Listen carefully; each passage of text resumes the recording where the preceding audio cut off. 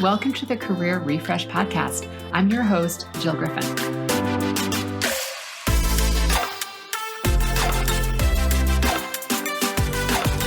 I'm a former media and marketing executive turned career strategist and executive coach. I spent my career working my way up and through the ranks of global organizations and startups, and today I show others how to do the same. Join me each week as we discuss the strategies and actionable steps to leverage your strengths, increase your confidence, and develop your career well-being. Ready? Let's do it.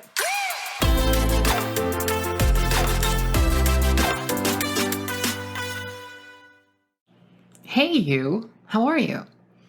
I'm really glad that you're here. And I really appreciate that all of you are showing up each week. You're sending me emails, you're sending me love notes on ratings and reviews, and just reaching out and letting me know that you appreciate this work. So thank you. I really, I appreciate that you're reflecting back to me that this work is helpful.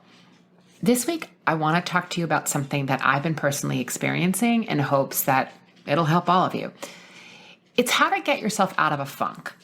And lately, things have been feeling really, really heavy. And yes, I'm a coach. I know it's my thoughts and I know it's my thinking. And the continued management of my mind is definitely helping. But sometimes we can't thought work our way out of something. It feels like it's cloying, or like you're stuck in the elevator with someone who has on too much perfume and you're like, ugh. And to be clear, what I'm talking about in this funk is where I'm not talking about clinical depression. For that, I do recommend that you work with a qualified, certified therapist. I'm talking about feeling down, in a funk. Maybe you're sad, maybe you're anxious, maybe you're depressed, you're feeling a little listless. It's sort of the garden variety type of funk. And nothing looks appealing. You can't focus. You might be running the same fear-based thoughts in your head over and over and over. And even though I've been doing this work for over 20 years, I still fall into funks. It's just high tide and low tide. Both happen twice a day. It's not a big deal. It can feel like a big deal.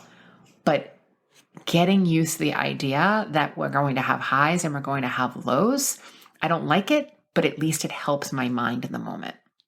And the beauty today is that I know that when I'm in one, I can usually recognize it within a day or two.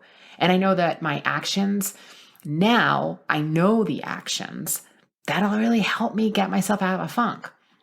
So if you had this brain type funk, then sometimes it can be really hard to show up and do your best work.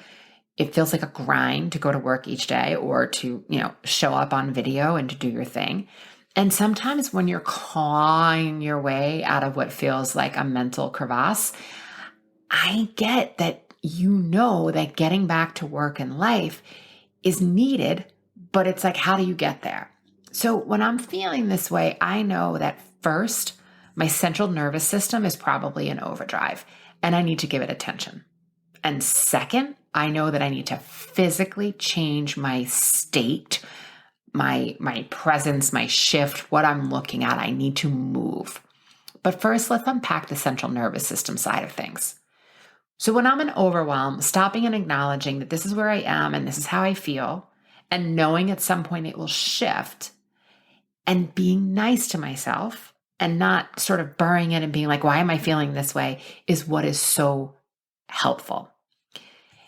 So researchers at NYU have found that daily variability, right? So physical location, anything that you can do, whether you're physically exercising or changing your location, is associated with increased positive effect in humans. And for most people, when you have like garden variety daily experiences and you're creating more and more variety, you generate a happier mindset. Author Amy Johnson is also a psychologist. She has a book out called Just a Thought, suggests that the idea of switching things up in your daily routine can really wake the brain up.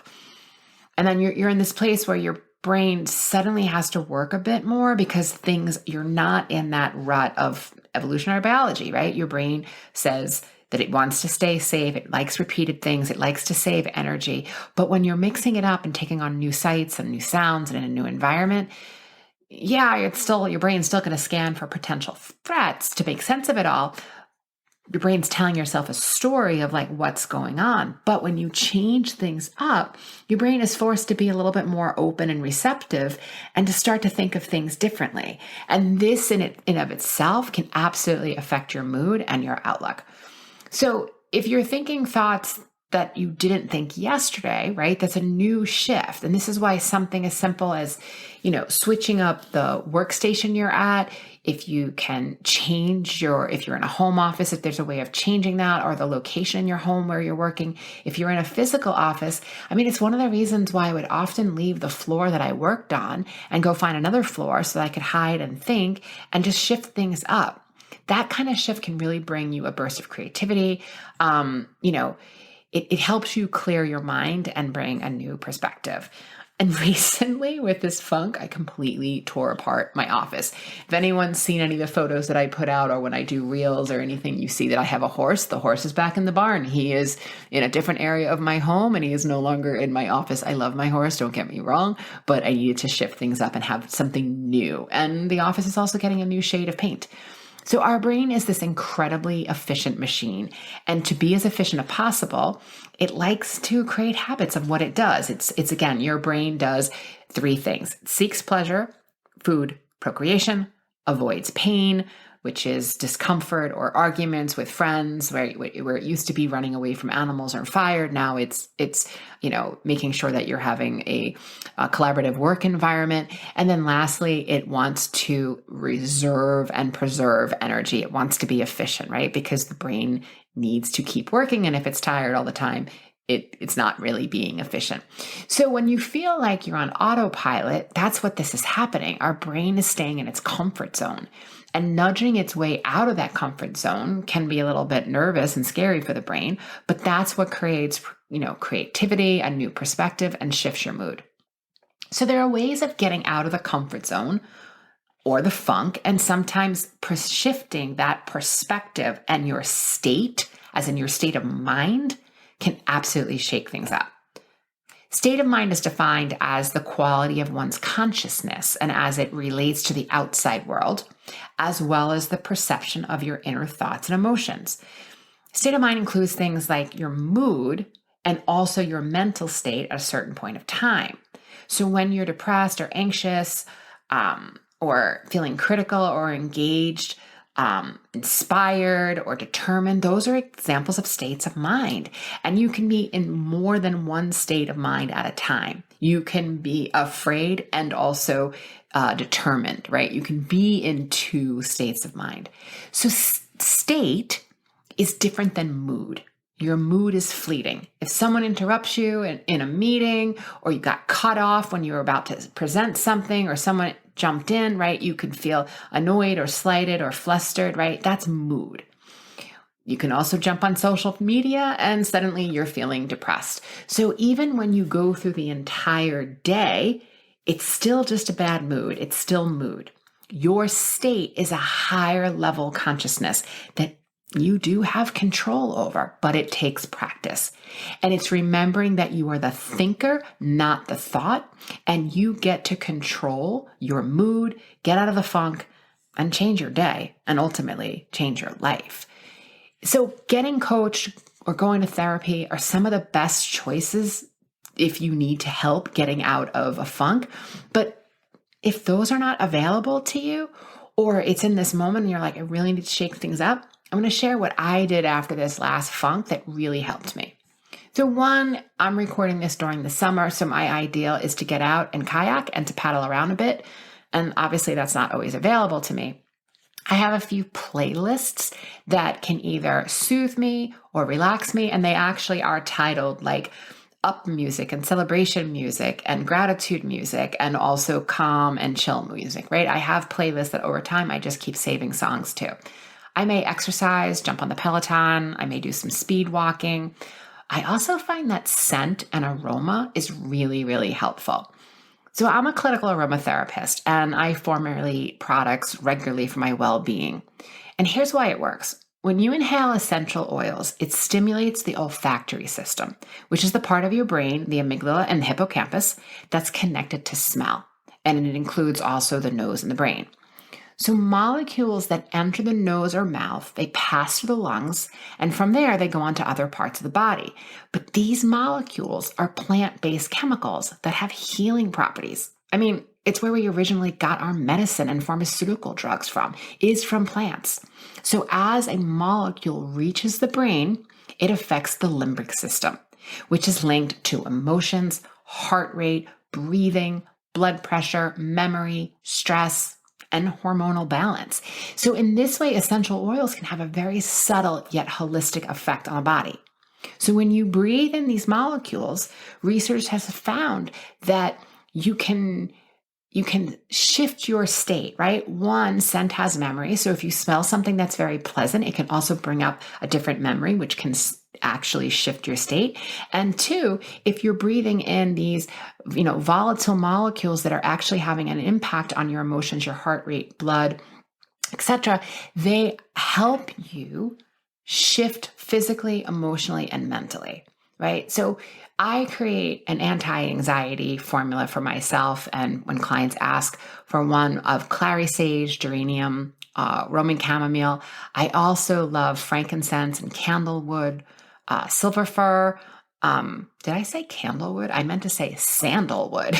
Silver fir, cardamom, nard, and fennel. Some of those are my favorite scents to really just shift state. But before I learned how to formulate, I would just inhale right from the bottle. I mean, you can go to your local health food store. They can direct you for some essential oils that you can keep on your person. You can put them on a cotton ball. You can stick them in your pocket. You can, again, inhale right from the bottle. Any of those things. I mean, my desk during the day, I probably have about 2,000 bottles of essential oils. Again, I'm a formulator, but I keep them on my desk during the day, and I'm constantly just giving a little sniff, change state, give energy, any of the things that I've already mentioned. Okay.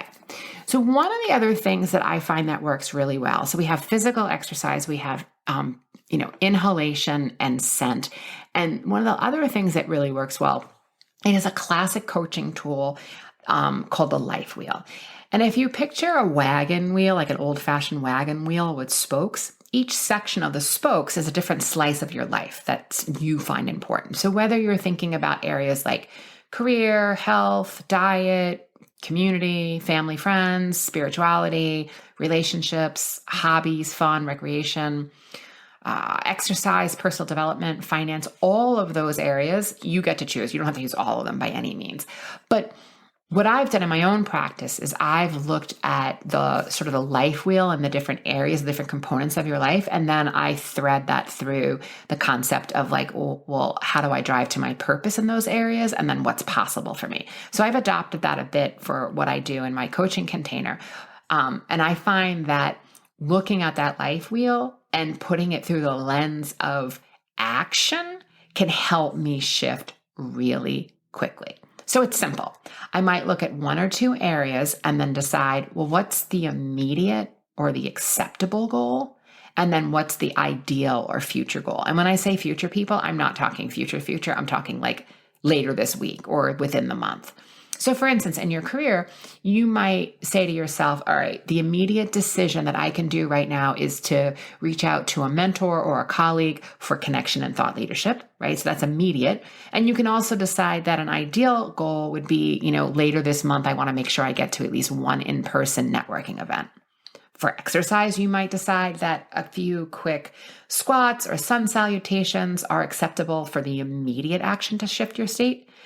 Jumping jacks also really work well. The more movement of your arms, increases the heart rate. So you're also shifting state.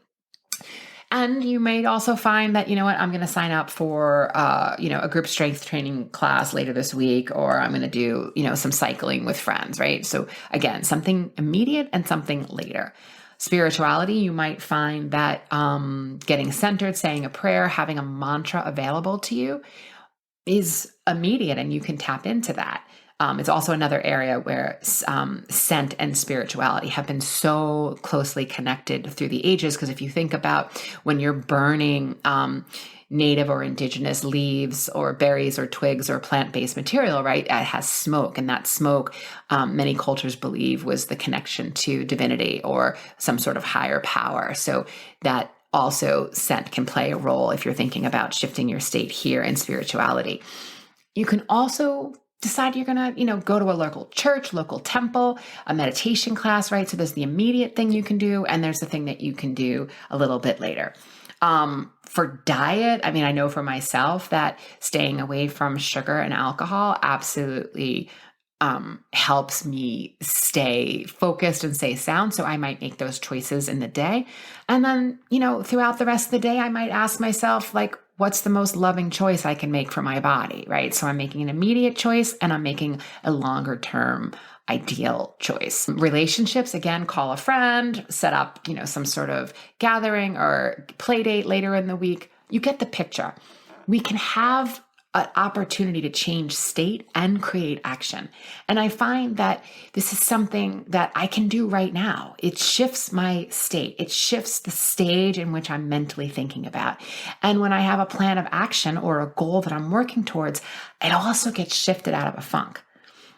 Look, it's accretion, right? It's lots of little shifts that can eventually add up. And I'm still doing my thought work, but that physical movement really helps shake things up for the brain. And for me, honestly, the most important thing when I get into this state is not to judge myself. There's the funk, and then there's the judgment of the funk. And if I'm beating myself up and questioning, why am I here? And I know better. And why did I do this to myself again? Or the other, sort of spiritual bypassing of like, fake it till you make it, right? It just doesn't work for me anymore. I need to really process what I'm feeling. I need to allow myself the process in a safe way of feeling the grief or the sadness or the anxiety, and then also where possible, change my state. So giving that attention to my central nervous system and finding, some of the things I shared today really helped me get out of the last funk. But listen, it took me a couple of weeks, and I do this for a living. So I know eventually that low tide is going to happen again, and that's okay. I'll be in a funk, but I have tools and I know how to get myself out of it. And knowing that it's normal and that I can make this shift at any time really helps me when I go into it to understand that, like, this is just where I am, and it's a little bit intense, or it may not be as intense this day, but I'm actually looking at it on day to day.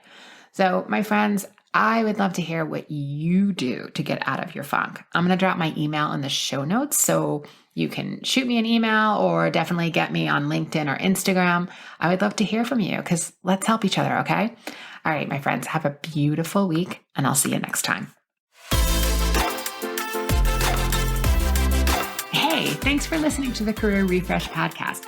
If you're enjoying this and you want more information, go to my website, jillgriffincoaching.com. There you can find information on how to work with me one-on-one, or my group programs, or even bring me into your workplace. I'll put the link to my website in the show notes.